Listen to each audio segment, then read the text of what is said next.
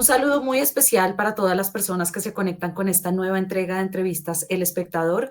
Hoy nos acompaña uno de los líderes opositores venezolanos más relevantes. Él es Enrique Capriles, expresidente, exdiputado, exgobernador y quien ahora aspira a la Asamblea Nacional en las próximas elecciones regionales de Venezuela. Señor Capriles, bienvenido a Entrevistas El Espectador. Muchas gracias por estar acá. Muchas gracias, muchos saludos por allá por Colombia. Muchas gracias. Bueno, pues sin duda la coyuntura que nos tiene en este momento atentos, pues son las elecciones del próximo mes de mayo, unos nuevos comicios que han sido convocados por el régimen venezolano después de las elecciones presidenciales del año pasado y ha habido mucho ruido pues por las divisiones entre la oposición que está llamando a participar de estas elecciones de la que forma parte usted y la oposición de la que pues liderada por María Corina Machado que está llamando a la abstención. Entonces, mi primera pregunta sería eso, ¿por qué está llamando a participar sabiendo pues el resultado y el precedente de las últimas elecciones del 28 de julio en las que pues evidentemente no se respetó el resultado electoral? Bueno, yo lamento mucho que después de tantos años y de haber vivido muchas de las cosas, estemos otra vez en este debate, porque ya la abstención la hemos vivido los venezolanos. La abstención al final es nada. El 28 de julio del año pasado fue gracias a la participación, fue gracias a la organización, incluso en las condiciones en las que fuimos, porque en Venezuela no hay elecciones democráticas desde hace tiempo. Todas las elecciones en nuestro país en los últimos años han sido un desafío gigantesco. Lidiar con todo el abuso de poder, todo el control institucional, pero los venezolanos hemos visto en el voto, y por eso cuando nos hemos encontrado con nuestro voto, en ejercer nuestro voto no significa legitimar algún gobierno, nuestro voto no significa lavarle una cara al gobierno. Para mí nuestro voto es el instrumento más claro de lucha que tenemos los venezolanos en este sistema contra el gobierno de Maduro, o sea, contra el peor gobierno de la historia de nuestro país. Los momentos más importantes que hemos vivido como oposición democrática ha sido gracias al voto. No hemos logrado el cambio político, pero cuando hemos avanzado en la búsqueda de ese cambio político ha sido con el voto. El camino más, digamos, el escenario donde el gobierno se le pone la cosa siempre más difícil es cuando los venezolanos nos expresamos, hacemos uso de ese derecho. ¿Cuántas veces hemos marchado en Venezuela? Y hay gente que cree que hay que seguir marchando. Sin embargo, las marchas no nos dieron el cambio político, pero yo por ello no voy a descalificar la movilización popular o las marchas. Creo que también es un instrumento de expresión. Pero así como hablo de las marchas, también está el voto. Maduro plantea un cambio en la Constitución, está hablando de cambiar, querer cambiar la Constitución. ¿Será que lo próximo que nos viene a los venezolanos es la eliminación del voto universal, directo y secreto? Porque el voto sigue siendo secreto en Venezuela. Entonces, yo creo que es un error dejarle el camino libre a Maduro. Creo que es un error poner al país en esta situación después del robo de las elecciones del 28 de julio del 2024, decir que la gente tiene que, los que vayamos a votar, solamente podemos escoger entre Maduro o una oposición cooptada por Maduro. Yo creo que hay que darle siempre alternativa a la gente, siempre opción a la gente. Los venezolanos tenemos además la democracia en nuestro ADN y nos toca, frente a lo ocurrido, es persistir, es hacer valer nuestra voz, no es abstenernos. Entonces, y algo que creo que deben tener ustedes claro en Colombia o la comunidad internacional, cuando ve con preocupación, como obviamente la tenemos, de que hay división a lo interno de la oposición. Lo que pasa es que la unidad fue concebida para la lucha democrática, constitucional, pacífica y electoral. La unidad se conformó en torno a eso, incluso en elecciones donde tampoco habían condiciones, porque para el 28 de julio del 2024 fuimos a esa elección sin tener condiciones, sin tener garantía, pero entendíamos que el voto era el mejor instrumento, la mejor herramienta para luchar contra el gobierno de Maduro. Hay gente que para nada les sorprendió que Maduro se robara las elecciones, más bien estaban claros que eso podía ocurrir. Y sin embargo, fueron a votar. Y fueron a votar porque estaban conscientes que para el gobierno iba a ser más costoso, no les iba a dar tranquilidad el hecho de tener que robarse las elecciones. Yo les aseguro que el gobierno de Maduro ni Maduro están tranquilos. Ahora, en el 2018, cuando no votamos, cuando no participamos, cuando no presentamos un candidato presidencial, cuando dijimos que Maduro iba a durar 2 días, bueno, Maduro feliz, tranquilo, porque la oposición no presentaba candidato y él se iba a presentar, y en efecto así fue, y estuvo sus 6 años sin ningún tipo de inconveniente, los 6 años. No olvidemos que en el año 2019 después vinimos con el tema del gobierno interino, que fracasó. Es decir, todas esas aventuras han terminado debilitando a la oposición mucho más, pero por largo, de cuando hemos hecho uso del instrumento más claro de lucha, que es el voto. Sí, usted menciona el antecedente del 28 de julio y si algo se destaca de estas elecciones, pues fue todo ese andamiaje, toda esa estrategia, toda esa preparación por parte de la oposición para demostrar pues los resultados que al final pues le dieron la victoria a Edmundo González y vemos todo este esfuerzo que al final pues es ignorado por el régimen de Nicolás Maduro. Si esa vez no funcionó, ¿qué sería diferente en este momento? ¿Cuál va a ser la estrategia para que pues todos estos esfuerzos pues conduzcan a algún lugar? Es que precisamente yo digo que el 28 de julio, sin las condiciones, fuimos a la elección. No olvidemos que no hubo la observación internacional calificada de la Unión Europea, fueron invitados, después fueron desinvitados. Estaba el Centro Carter y estaba un panel de expertos de Naciones Unidas, pero que al final no significaba una observación internacional en los términos de lo que hace la Unión Europea en elecciones en el mundo. Y la candidata nuestra, que era María Corina, fue inhabilitada, y la sustituta elegida por María Corina, la doctora Corina Lloris, inhabilitada. Y Edmundo González fue candidato porque el gobierno lo dejó participar, porque si no, no hubiera sido candidato tampoco, probablemente inhabilitado. Es decir, entendíamos que el voto iba más allá de elegir a una persona, entendíamos que el voto era la manera de castigar al gobierno, era la manera de hacernos sentir la gran mayoría de los venezolanos que queremos cambio. Y el gobierno se robó las elecciones. Pero si no hubiéramos participado, el gobierno estaría hoy mostrando otra cara ante el mundo. Y hay gente que dice, bueno, ¿y eso de qué vale? Se salieron con la suya. Yo no estoy tan claro que se hayan salido con la suya. Yo creo que están en una posición bastante complicada.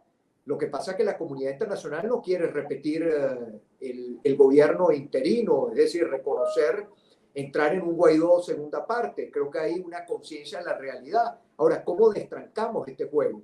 Lo destrancamos dejándole que Maduro controle el 100% de la Asamblea Nacional, controle todas las gobernaciones. Puede querer robársela, pero el querer robárselas implica que tenga que tomar la acción de robárselas, es decir, se siga debilitando.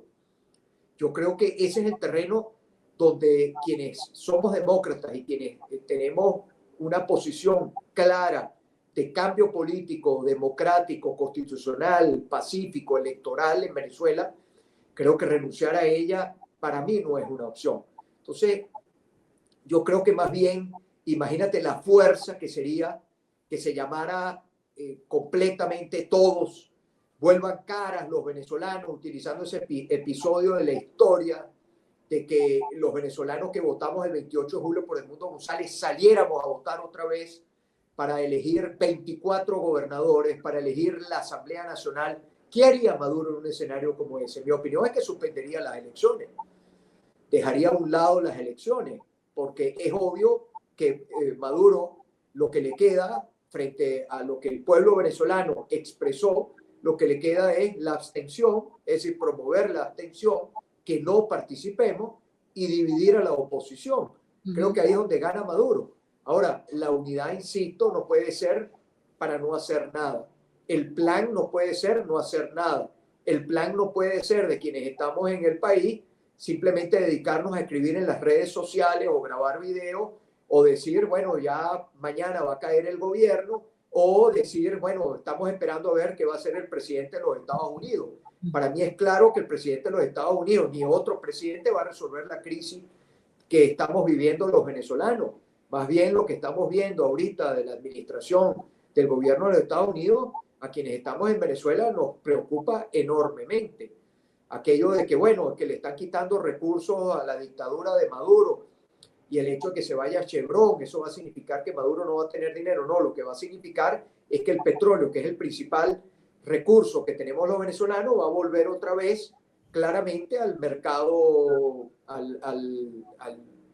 lo que llamamos, bueno, el contrabando, al black market, a sacar el petróleo de manera clandestina, a la no rendición de cuentas. La época más oscura de la industria petrolera fue precisamente cuando las empresas petroleras occidentales se fueron de Venezuela, no podían trabajar en Venezuela, y volver a eso va a ser un error también en la búsqueda del cambio político y en la búsqueda de apoyar a los venezolanos, porque aquí se trata de la gente, no se trata de un político en particular o de alguna aspiración en particular, se trata de la situación del pueblo venezolano. Sí, si quieren, en un momento podemos volver sobre ese punto particular de la administración de Donald Trump, que en particular me interesa, pero usted menciona la abstención, que con la abstención Nicolás Maduro ganaría, y ahí más que, digamos, la promoción que el régimen puede hacer de la abstención, pues hay algo que es innegable, y es que también la gente está cansada, está desalentada, se ha visto con las marchas en la calle que pues han ido perdiendo fuerza, y ahí mi pregunta es si ustedes contemplan un escenario en el que esto salga, entre comillas, mal, en el que la gente pues no se sienta alentada a salir a votar y por el contrario pues esos resultados terminen legitimando más a Nicolás Maduro y decir, vean, yo ganamos en la asamblea, ganamos en las gobernaciones porque pues la oposición no salió a votar. ¿Cómo manejarían ese escenario en el que pues Maduro salga aún más legitimado pues según su discurso? Mira, yo no creo que las elecciones del 25 de mayo legitiman a Maduro. Maduro perdió la legitimidad de origen porque se robó las elecciones del 28 de julio. Otro proceso electoral no legitima al gobierno de Maduro, no le lava la cara al gobierno de Maduro. Son procesos distintos. Tú no pagas impuestos en Venezuela y estás legitimando al gobierno. Lo pagas porque es tu obligación, esté quien esté allí. Tú te sacas tu documento de identificación y no estás reconociendo, legitimando al gobierno. Necesitas tu documento de identificación. Eso para mí es una manipulación, decir que va a salir fortalecido, legitimado el gobierno de Maduro. Yo veo esto más allá de si ganas o pierdes. ¿Cuál es la utilidad del voto en este momento? Para mí es el instrumento más claro de lucha que nos queda a los venezolanos frente al gobierno. Y creo que es un error dejar de hacer uso de él mientras tengamos la posibilidad de hacer uso de él.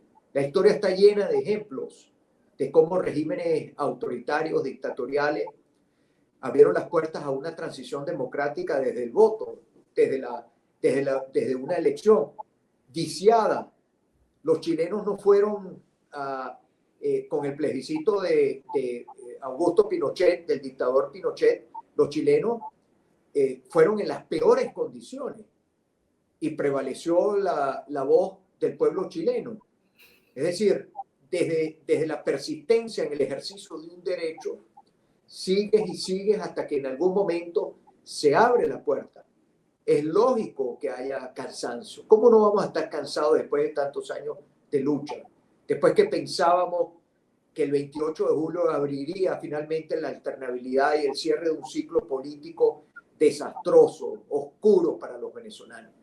Pero no se dio. ¿Y qué hacemos frente a no se dar? Nos quedamos simplemente en el lamento, nos quedamos en la queja, o pasamos nuevamente a la acción, que es lo que tenemos que hacer, y sobre todo el liderazgo político es lo que es responsabilidad del liderazgo político. Yo no estoy haciendo esto si es popular o no es popular. Yo sé que esto es contra la corriente, pero sé que es lo correcto, porque ya lo he vivido como parte de la lucha en este país, porque me ha tocado en algún momento seguir la línea de la abstención, porque creíamos que la línea de la abstención podía funcionar, fracasó, y fracasó que lo único que hizo fue debilitar el cambio político, debilitarlo en la búsqueda de esa reconstrucción del país, de la vuelta a la democracia. Entonces puede, como toda elección, puede salir bien, puede salir mal. Lo importante es saber que esto no es, el fin no es cuántos gobernadores vamos a tener o cuántos diputados vamos a tener. El fin es que no muera, que no se apague la voz de los que queremos cambio. El fin es que el país se haga sentir, se tiene que hacer sentir. No es una candidatura, es el voto como una manera de resistir democráticamente en la situación en la cual se encuentra nuestro país. Así lo veo yo. No es sacar cuentas de si vamos a tener tantos diputados. Por supuesto que va a haber alguna voz dentro de la Asamblea Nacional. Esa voz ¿significará algo en esa Asamblea Nacional? Para mí sí, significará mucho, porque cuando la oposición se ha retirado del Parlamento, la única voz que existe es la del gobierno, y el gobierno, ¿qué no ha hecho cuando ha estado solo en el Parlamento? No se le opone nada, no hay resistencia a nada. Y lo peor que nos puede pasar a los venezolanos es que caigamos en la desesperanza, y después de la desesperanza lo que vendrá es la resignación. Y yo no quiero que mi país sea la nueva Cuba o mi país sea la nueva Nicaragua. No queremos otra Cuba, otra Nicaragua en términos de los sistemas políticos.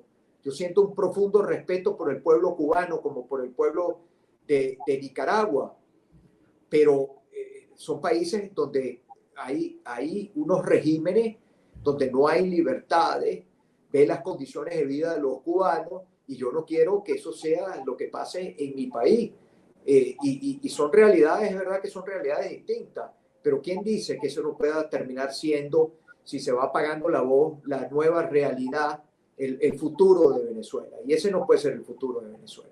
Sí, en esta coyuntura también se ha hablado de un supuesto acercamiento, diálogo, negociación de ustedes como opositores con el régimen de Nicolás Maduro para el levantamiento de la inhabilitación. Y de hecho, en días recientes, el ministro de Interior, Diosdado Cabello, dijo que no era como usted había dicho, que fue por sorpresa que le levantaron la inhabilitación, sino que usted lo puso como condición. ¿A qué se refería él con eso? Mira,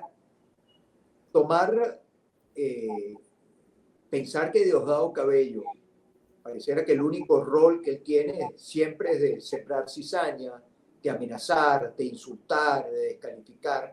El caso personal conmigo pareciera más bien una obsesión personal que tiene conmigo. Allá quienes tienen obsesiones, las obsesiones son malas, nunca van a dejar algo positivo. Yo hoy estoy habilitado, mañana estoy inhabilitado. No es la primera vez que vemos que el gobierno habilita e inhabilita. Yo pasé 8 años inhabilitado. Ahora, el colmo sería que yo tuviera que darle las gracias al gobierno por levantar una medida arbitraria e inconstitucional. Yo quiero un país donde no haya inhabilitados, como no haya presos políticos, que nadie sea perseguido por sus ideas, que nadie sea perseguido por lo que piensa. Ahora, mi posición política no es sobre la base de ser candidato. Mi posición política es porque yo creo que lo correcto es participar y votar, estando habilitado o estando inhabilitado. Yo no tengo, este no es un proceso que se trata de mí. Yo soy parte de un grupo grande de gente que decidió dar el paso de participar, no quedarse sin hacer nada, de participar, de votar y de tratar de buscar caminos que el país permita a futuro vuelva a la política y haya negociación, porque la política es el arte de la negociación. El problema es que en Venezuela la política la enterraron. O sea, quienes están en el poder se han levantado de las mesas de negociaciones, han enterrado la política, han entrado en modo guerra, se han robado las elecciones. Ahora, ¿a quién le sirve Venezuela así? Al grupo que está en el poder, probablemente a ellos, un grupo reducido, pero a la gran mayoría de los venezolanos no nos sirve el país en estas condiciones. ¿Les servirá a algunos? Parece que hay algunos que están más pendientes o nos ven de, digamos, somos ahora sus adversarios políticos porque pensamos que hay que votar al propio gobierno, que es el responsable de la destrucción, como si hubiera una puja a lo interno de la oposición, como si estuviéramos disputándonos el liderazgo de la oposición. Eso es totalmente irrelevante. Yo no estoy en esta posición por un cálculo político, una cuenta chiquita. Yo estoy en esta posición porque soy parte de los que llevan en este país mucho tiempo luchando, que queremos que haya cambio, que queremos que vuelva la democracia, que queremos que no haya presos políticos, que queremos que se recupere la economía, que vivimos en Venezuela, que queremos que los que se fueron puedan tener la oportunidad de regresar, que queremos que en este país haya libertad, que queremos que en este país haya progreso, que haya oportunidades. Esa es la causa. Lo demás es tratar de sembrar matrices de opinión o entrar al final a hacerle juego al gobierno. O sea, descalificando, atacando a la propia oposición. ¿A quién le conviene eso? Al gobierno. Y por eso hace el gobierno lo que hace. O sea, el gobierno es obvio que es el gran ganador sobre la base de todo este torneo de descalificaciones, de insultos, porque no hay argumento, porque la realidad es que la abstención no tiene argumento, porque la abstención se quedó sin argumento desde que los venezolanos hemos ido a la abstención, nos hemos quedado en la abstención. Entonces ya lo vivimos. Yo no estoy hablando de algo que no hayamos vivido, ya lo hemos vivido y el costo ha sido enorme, enorme para el sector democrático de nuestro país, para quienes queremos que en Venezuela haya cambio. ¿Usted ha hablado recientemente con María Corina Machado en los últimos meses? Bueno, tengo unos meses que no hablo con ella. Esa pregunta me la han hecho y yo digo, yo al final lamento esa situación y lamento que la respuesta sea a quienes pensamos que hay que votar sobre la base de la experiencia y sobre todo porque además fuimos el 28 de julio a votar. María Corina creo que sorprendió manteniéndose en la ruta electoral, algo que en su momento celebramos. Eso es lo correcto, eso es lo que hay que hacer, eso es lo que va a permitir avanzar como la mayoría del país que somos los que queremos cambio, pero pasó lo que pasó y creo que en vez de querer ver cómo buscamos seguir avanzando, ella tomó una decisión y el que no comparte su decisión es traidor. Y yo creo que eso no está bien, porque yo creo que más allá de las matrices de opinión, más allá de todo lo que se pretende hacer en las redes sociales, todo el mundo sabe al final, los que no están allí en eso de que sean, digamos, que se les pide o se les paga que den una opinión sin argumento, que lo único que termina es en la descalificación. Todos saben, todos sabemos que la unidad se construyó para ir a un cambio político sobre la base de una opción constitucional, pacífica, electoral y democrática. Tenemos un ruido que no sé exactamente qué es. Me disculpan, ahora como que se apagó. Ya está bien. Sobre eso último que usted dice, pues entonces, ¿cuál sería como la invitación a esa oposición que está llamando al abstencionismo? Bueno, ¿Usted propondría recomponer la unidad? ¿Cuál es la propuesta para ellos o la invitación?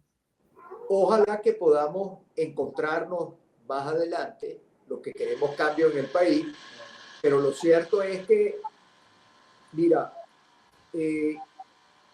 si todos estuviéramos ahorita llamando a votar y llamando a participar y llamando a repetir lo que el 28 de julio del 2024 millones de venezolanos hicieron con su voto, te aseguro que las elecciones no fueran el 25 de mayo. No fueran. Las cambiarían, las suspenderían, las dejarían para otro momento, pero Maduro aprovecha y por eso aprovecha, porque Maduro quiere que haya abstención, es obvio, es el principal promotor de la abstención, el principal promotor de la abstención es el Consejo Nacional Electoral. No hay una sola propaganda del Consejo Nacional Electoral hablando del proceso electoral del 25 de mayo. Es obvio que ellos quieren llegar a una elección anticlima, que no salga la gente a votar, aprovechándose además de lo que cada venezolano tiene en su corazón luego del 28 de julio, la decepción que hay, la frustración que hay, y el gobierno se monta en esa ola. Pero bueno, pareciera que no estamos en el momento de pensar mejor las cosas, de ver la película completa, sino pareciera que es como si el problema fuera quién controla la oposición, y ese no es el problema. Esa Sí. es la cuenta chiquita. Mirando hacia atrás, en su momento usted criticó o cuestionó que Edmundo González no se presentara el 10 de enero para la toma de posesión y quisiera preguntarle brevemente, ¿usted qué hubiera hecho distinto para cobrar ese resultado, como decía María Corina Machado, el resultado del 28 de julio? Oye, yo no quiero entrar a juzgar, porque más bien creo que lo del 28 de julio es una demostración. A mí durante muchos años me atacaron un sector de que yo no había cobrado las elecciones. Y la manera de descalificarme era diciendo que ellos sí iban a cobrar las elecciones, que ellos sí y yo no. Al final, como mis adversarios no son ellos, a veces toca guardar silencio en aras de la unidad, pero a veces también toca defenderse, porque me parece profundamente injusto que todo el esfuerzo que se haya hecho, que no ha sido un esfuerzo individual, sino de mucha gente, se ha puesto a un lado, como si la lucha democrática en Venezuela empezó desde el 2023, no son años de lucha democrática, años. Y en su momento María Corina era una minoría, y por el hecho de ser una minoría, no tuvo de parte nuestra. Yo le gané a María Corina las primarias del año 2012 para la elección del 2012, porque son años de lucha. Y eso significó que yo pasara por encima de ella, la descalificara. Cero. Así es la política. Hoy ganas, mañana pierdes, hoy estás arriba, mañana estás abajo. Lo importante es no perder cuál es tu causa, que no es una causa personal, que es una causa colectiva. Porque para mí es una causa colectiva. Entonces, viene la elección y no se ha cobrado. Ahora, yo estoy pegado exigiendo que se cobre, no, yo estoy diciendo, no se cobró, ahora qué vamos a hacer. Y quedarse en las consignas o haber hecho de generar una gran expectativa sobre un día, como si esto se iba a decidir el 10 de enero o iba a pasar algo el 10 de enero, yo opté más bien por quedarme callado, porque los venezolanos tenían una gran expectativa. Y yo me preguntaba, ay, ¿qué pasa si el mundo no viene? ¿Qué pasa si no se da esa juramentación? Se acabó la lucha por el cambio, se acabó esa cuenta por cobrar. Tiramos la toalla, caemos en la desesperanza, caemos en la resignación. No, no, se nos han ido años en la búsqueda del cambio. No elegimos esta situación, es lo que nos ha tocado. Hubiéramos querido que durara muy poco, no ha durado muy poco. Hay países que les ha tocado también años hasta que logra el cambio democrático. Lo que pasa es que cuando nos ponemos a irnos distintos, a caminos distintos a los que realmente creemos la mayoría o que consideramos que, o que hemos visto que son los que nos han permitido avanzar, lo que hacemos es retroceder. Y después de todo lo que se logró para el 28 de julio, que millones de venezolanos en las peores condiciones salieran, votaran, expresaran su voz de cambio, ahora que el gobierno está más débil desde el punto de vista de su base de apoyo, decirle al pueblo venezolano, después de todo lo que hizo, no, mira, no salgan a votar, pero después le vas a decir, sí, mira, salgan a votar. Entonces, eso no funciona.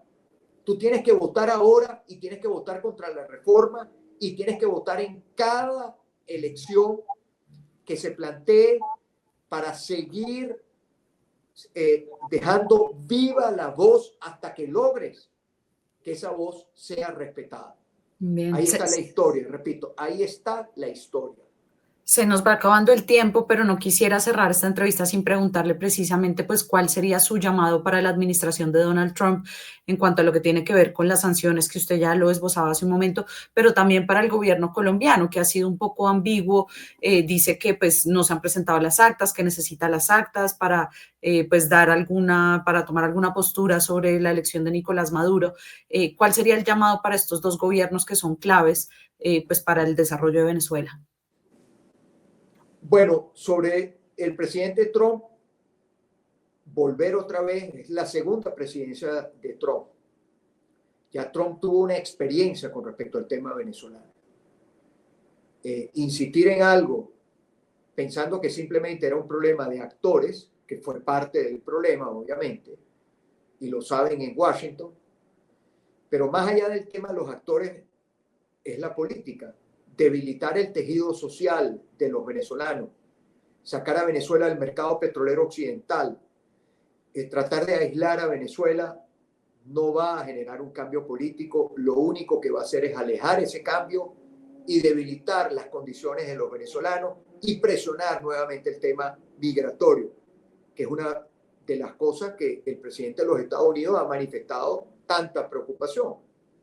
Que por cierto, en los Estados Unidos hay, que somos 0,25% de la población de los Estados Unidos, hay venezolanos muy respetables, muy trabajadores, y pretender decir que los venezolanos que están en los Estados Unidos o la imagen de los venezolanos de Estados Unidos sea el tren de Aragua es una cosa profundamente injusta e inaceptable. Hay muchísimos venezolanos que están trabajando honestamente en ese país. Yo diría que es el 99% de los venezolanos que están en los Estados Unidos. Y el trato que han tenido y todo lo del TPS, el paro humanitario, todo lo que hemos visto es profundamente injusto con nuestra gente, que tuvo que emigrar producto del gobierno de Maduro, de la situación con respecto al gobierno y la destrucción económica de nuestro país. Entonces, ojalá que no se repita nuevamente una película que ya vimos y que el único ganador en esa película fue Maduro, porque en la época más oscura del negocio petrolero es cuando sacan a Venezuela del mercado occidental. Y con respecto al presidente de Colombia, yo creo que el presidente Petro sabe muy bien que Edmundo González ganó las elecciones. Y yo no conozco al presidente Petro, nunca he hablado con él. Y a través de gente que conozco en el gobierno de Colombia, siempre el mensaje ha sido, no es el problema de Venezuela un problema ideológico, no lo es. Esto no tiene nada que ver con un tema ideológico. Eso no es lo que está en discusión en Venezuela. No pongamos etiquetas ideológicas o banderas ideológicas. Venezuela, lo que pasa en Venezuela, por supuesto, tiene incidencia en Colombia, porque además en Colombia hoy hay casi 2 millones de venezolanos. No tengo la cifra exacta de cuántos venezolanos, pero estarán por allí. Estarán por allí. Muchos hoy colombianos también con la doble nacionalidad, que eran colombianos, vinieron a Venezuela y se regresaron a Colombia, su país de nacimiento. Entonces, oye, ¿qué hacer? Le diría yo al gobierno colombiano. ¿Cómo hacemos que vuelva la política? ¿Cómo hacemos que vuelva una negociación seria con respecto a lo que está pasando en Venezuela? ¿Cómo los países ayudan en la búsqueda de una solución política y no quedarse en la retórica, no quedarse en el uso de Venezuela para la política interna de los países? Cuando uno ve que los parlamentos debaten y entonces usan a Venezuela, eso a nosotros los venezolanos no nos sirve. A nosotros los venezolanos no nos sirven más comunicados, más declaraciones. Aquí hay que ver cómo sacamos cómo destrancamos este juego producto de lo que pasó el 28 de julio del año 2024. Cómo aportamos soluciones. ¿Qué puede allí hacer Colombia? Yo estoy de acuerdo que no tener relaciones con un país con el que tiene frontera es muy malo para los pueblos de los dos países, sobre todo una frontera como es la frontera entre Colombia y Venezuela. Yo entiendo eso, yo entiendo que ahí tiene que haber un tipo de relación pero también con la política, con la diplomacia, con los organismos internacionales, con las relaciones. Ajá. ¿Qué va a pasar en Venezuela? ¿Cómo los venezolanos podemos recuperar la política para que haya negociación política, que permita que el país vaya encontrando un camino que nos permita a los venezolanos pensar que el futuro no va a ser este presente, que no vamos a tener otra vez el caos económico y social, que eso lo único que va a significar es que más venezolanos tengan que salir de nuestro país. Y nosotros no queremos que la gente se vaya de Venezuela, nosotros queremos que la gente regrese a Venezuela. Entonces, bueno,